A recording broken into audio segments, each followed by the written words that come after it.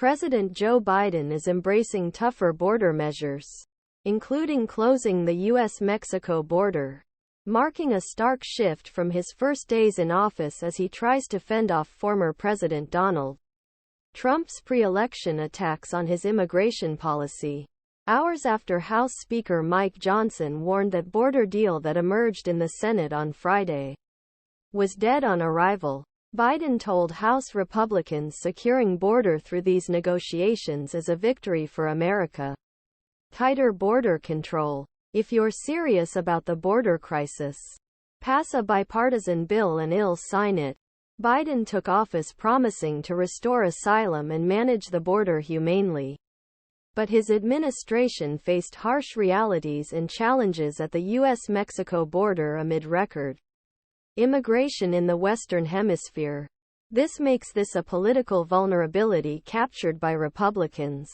Biden has moved toward more restrictive measures throughout his administration to try to stem the flow of immigration. But Friday's announcement revealed a tougher stance as he tries to control a problem that has dogged the president while also risking putting him at odds with some would give me, as president, new emergency authority to close the border in situations where it is overwhelmed.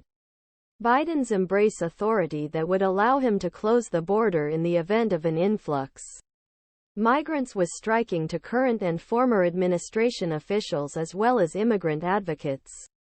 Johnson attacked Biden on Saturday for his approval of the potential border deal, arguing that Biden could take executive action to restrict immigration crossings without Congress.